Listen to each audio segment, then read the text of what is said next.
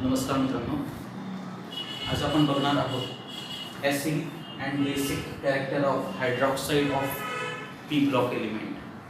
Hydroxide म्हणजे त्याच्यामध्ये कोणता ग्रुप असणार आहे? OH ग्रुप आहे. सपोज हा मेटल आणि त्याला OH ग्रुप अटॅच आहे. हा काय तयार झाला मित्रांनो? आपण हा काय तयार झाला आता? Metal hydroxide. ओके. आता हा मेटल हायड्रॉक्साईड बेसिक नेचर कधी दाखवतो, ॲसिडिक कॅरेक्टर कधी दाखवतो ते आपल्याला बघायचं आहे. सपोज मित्रांनो, आपला हा जो मेटल आहे, या मेटलची आयोनायझेशन एनर्जी कमी असेल, लो असेल, तर तो इझिली इलेक्ट्रॉन देतोय. ज्यावेळेस इझिली इलेक्ट्रॉन देतोय मित्रांनो, तो इझिली इलेक्ट्रॉन कोणाला देणार? ऑक्सिजनला देणार. ओके. मग कुठला बॉन्ड ब्रेक होणार?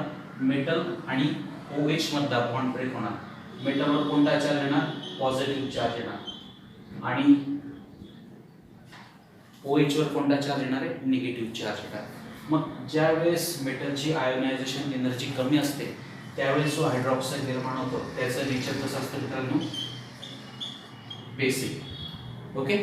आणि त्याच्या विरुद्ध सपोज मेटलची आयोनायझेशन एनर्जी जास्त असेल, तर मेटल इझिली इलेक्ट्रॉन देणार आहे का? नाही. तर तो इलेक्ट्रॉन स्वतःकडे पुल करण्याचा प्रयत्न करेल. बघा त्यावेळेस कोणती कंडिशन होणार? आता मेटलची आयोनायझेशन एनर्जी सपोज हाय असेल, त्यावेळेस मेटल इलेक्ट्रॉन इझिली डोनेट करणार नाही. मग मेटल उलट या ऑक्सिजनकडचे इलेक्ट्रॉन मेटल स्वतःकडे जास्तीत जास्त खेचून घेण्याचा प्रयत्न करेल. मग अशा कंडिशनला MO बॉन्ड ब्रेक होता. कोणता बॉन्ड ब्रेक होणार आहे? OH बॉन्ड ब्रेक होईल आणि आपल्याला MO- आणि H+ अशा पद्धतीचं स्पेस मिळेल. त्यावेळेस याचे नेचर कसं असणार मित्रांनो? ॲसिडिक असणार. ओके मित्रांनो, हे जे बेसिक कॅरेक्टर आहे ते टॉप टू बॉटम डिक्रीज होत जातं आणि ॲसिडिक कॅरेक्टर हे कसं होत जातं मित्रांनो? इन्क्रीज होत असतं. Okay. So this is all about acidic and basic character of hydroxide of P block element. आता ह्या पी ब्लॉक एलिमेंटचे वेगवेगळे कंपाऊंड्स आहेत. त्या कंपाऊंड्स कसे तयार होतात, त्याच्यामध्ये त्याचं स्ट्रक्चर कसं असतं, त्याच्यात हायब्रिडायझेशन कोणतं असतं, त्याच्या क्वालिटीज काय काय असतात, याच्याबद्दल आपण चर्चा करणार आहोत. या पी ब्लॉक एलिमेंटचं जो पहिला कंपाऊंड आहे तो आहे ॲल्युमिनियम ब्रोमाइड. त्याच्याबद्दल चर्चा करू. ॲल्युमिनियम ब्रोमाइड हा ॲल्युमिनियम ब्रोमाइड मोस्टली जनरली आपण AlBr3 असं लिहू इच्छितो, पण मोस्टली हा मोनोमेरिक फॉर्ममध्ये न राहता डायमेरिक फॉर्ममध्ये आहे. Al2Br6 अशा पद्धतीने हा ॲल्युमिनियम ब्रोमाइड आपण लिहित असतो. सो ॲल्युमिनियम ब्रोमाइडचा फॉर्म्युला काय आहे? केमिकल कंपोजिशन काय? Al2Br6. याच्यामध्ये आपला जो सेंट्रल मेटल आयन आहे तो आहे मित्रांनो ॲल्युमिनियम. ओके. ॲल्युमिनियमचा ॲटॉमिक नंबर आहे 13. त्याचं इलेक्ट्रॉनिक कॉन्फिगरेशन आपण लिहूयात आता. त्याचं configuration 1s2, 2s2, 2p6, 3s2 आणि 3p1. व्हॅलेन्स ऑर्बिटल कोणते आहेत? ते आहेत व्हॅलेन्स ऑर्बिटल कोणते? 3s2 आणि 3p1. बघा हे ग्राउंड स्टेट मधलं त्याची अरेंजमेंट 3s2 आणि 3p1. मित्रांनो, ज्यावेळेस ॲल्युमिनियम ब्रोमाइड हा मॉलिक्यूल तयार होत असतो, ज्यावेळेस ब्रोमिन त्या ॲल्युमिनियमच्या जवळ अप्रोच होण्याचा प्रयत्न करत असतात मित्रांनो, त्यावेळेस हा 3s ऑर्बिटल मधला हा जो एक इलेक्ट्रॉन आहे तो इलेक्ट्रॉन जम्प करतो, प्रमोट करतो. कुठे? Empty 3p ऑर्बिटलमध्ये. हे इलेक्ट्रॉन जम्प केल्यानंतर ग्राउंड स्टेटचं कन्व्हर्जन कशामध्ये होणार आहे मित्रांनो? कशात होणार आहे? एक्साइटेड स्टेटमध्ये. मग एक्साइटेड स्टेटमध्ये कॉन्फिगरेशन काय? 3s1, 3px1, 3py1. ओके. मग मित्रांनो, आता ॲल्युमिनियमकडे एसचा एक ऑर्बिटल आहे आणि पीचे 3 ऑर्बिटल आहे. असे टोटल किती ऑर्बिटल झाले? 4 ऑर्बिटल्स तो त्या ठिकाणी वापरत असतो. कोणासोबत? या ब्रोमिन सोबत बॉन्ड तयार करण्यासाठी. बरोबर. आता मित्रांनो, ॲल्युमिनियमकडे किती अनपेअर्ड इलेक्ट्रॉन दिसत आहेत? एक्साइटेड स्टेटमध्ये 1 2 आणि 3. मग ब्रोमीन सोबत तो ब्रोमीनकडनं तो एक इलेक्ट्रॉन त्या ठिकाणी म्युच्युअल शेअरिंग करेल आणि किती कोव्हॅलेंट बॉन्ड निर्माण करणार?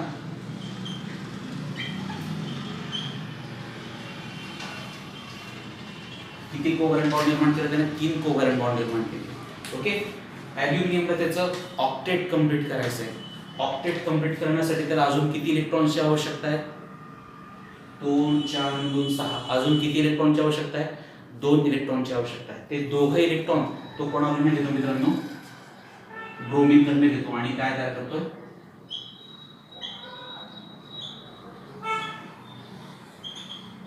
कोणता बॉन्ड तयार करताना? 1 कोऑर्डिनेट बॉन्ड. मग ॲल्युमिनियम ब्रोमीन सोबत टोटल किती बॉन्ड तयार करतो? 4. 4 पैकी 3 कोणते असणार आहे? कोव्हॅलेंट. आणि कोणता असणार आहे? Coordinate bond. ओके. आणि ॲल्युमिनियम ब्रोमाइडसाठी कोणता हायब्रिडायझेशन वापरलं त्या ठिकाणी? sp3 hybridisation. मित्रांनो एक सांगायचं राहून गेलं, हे जे 4 हायब्रिड ऑर्बिटल्स आहेत त्या 4ही हायब्रिड ऑर्बिटल्स जे डायरेक्शन आहे ते रेग्युलर टेट्राहेड्रॉन असते. रेग्युलर टेट्राहेड्रॉनला त्यांचे 4 ऑर्बिटल्स हे डायरेक्ट केले असतात. ओके. परत एकदा रिपीट करूया. आपण बघतो आहे ॲल्युमिनियम ब्रोमाइड, त्याचं फॉर्म्युला आहे AlBr3, पण तो मोनोमेरिक फॉर्ममध्ये न जाता dimeric form that is Al2Br6 या फॉर्ममध्ये राहतो. सेंट्रल मेटल आहे ॲल्युमिनियम, त्याचं ground state electronic configuration PS2 ज्यावेळेस ब्रोमीन त्याचा जो अप्रोच व्हायचा प्रयत्न करतो त्याचा एक इलेक्ट्रॉन एक्साइट होतो. एक इलेक्ट्रॉन एक्साइट होऊन कुठे जातो? तो Mp3p ऑर्बिटलमध्ये. त्याच्याकडे मग आता किती ऑर्बिटल्स झाले? हायब्रिड ऑर्बिटल्स sचा एक आणि pचे 3, टोटल sp3.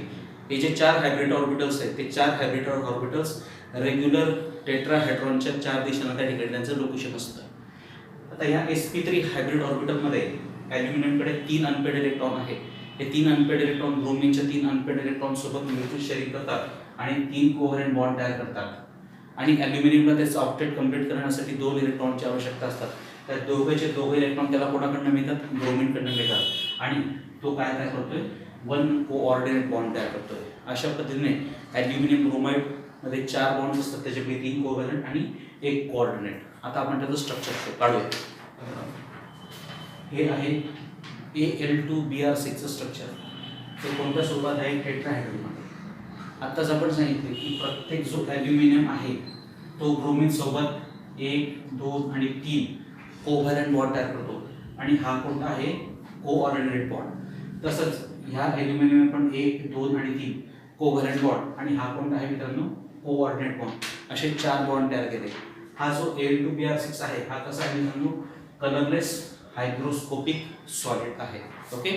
हा झाला पहिला कंपाऊंड. आता दुसरा आहे डायमंड आणि ग्रॅफाइट. पुढचा कंपाऊंड आपण बघतो मित्रांनो डायमंड आणि ग्रॅफाइट. डायमंड आणि ग्रॅफाइट हे कार्बनचे ॲलोट्रॉप्स आहे, अपरूप आहे. डायमंड आणि आपला ग्रॅफाइट यांचा मूळ किंवा यांचा मेन एलिमेंट कोणता आहे? कार्बन. पण हे दोघांच्याही प्रॉपर्टीज वेगळ्या आहेत. आता डायमंड जर बघितला तर डायमंड कसा आहे मित्रांनो? हिरा. तो कलरलेस आहे, सॉलिड आहे आणि हार्ड आहे. ॲब्रेसिव्ह मटेरियल आहे ते. ओके. तर ग्राफाइट कसं आहे? रंगाने ब्लॅक आहे, सॉफ्ट आहे आणि हे पण सॉलिडच आहे. डायमंड पण सॉलिड आहे, ग्रॅफाइट पण सॉलिड आहे. पण डायमंड कसं आहे? कलरलेस आहे, हार्ड आहे. तर ग्रॅफाइट कसं आहे? ब्लॅक आहे, सॉफ्ट आहे. इझिली आपण तो ग्रॅफाइट क्लीव करू शकतो. ठीक आहे. तर डायमंडमध्ये प्रत्येक जो कार्बन आहे त्या कार्बनचा हायब्रिडायझेशन काय आहे? sp3 हायब्रिडायझेशन आहे. तर ग्रॅफाइटमध्ये प्रत्येक कार्बनचं हायब्रिडायझेशन काय आहे? sp2. डायमंडमध्ये प्रत्येक कार्बन इतर 3 कार्बनशी टेट्राहेड्रली अटॅच आहे. त्याचं स्ट्रक्चर कसं आहे? टेट्राहेड्रल. ओके. तर इथं ग्रॅफाइटमध्ये प्रत्येक कार्बन इतर 3 कार्बनशी कसा अटॅच आहे? ट्रायगोनली बॉन्डेड आहे. इथं कसं आहे? टेट्राहेड्रली. इथं कसं आहे? ट्रायगोनली. परत डायमंडचं जे स्ट्रक्चर आहे ते 3 डायमेन्शन स्ट्रक्चर आहे, त्रिमितीय स्ट्रक्चर आहे. तर ग्रॅफाइटचं कसं आहे? 2 डायमेन्शन स्ट्रक्चर आहे. याच्यामध्ये बेन्झिन रिंग एकमेकांवर फ्यूज केल्या असतात.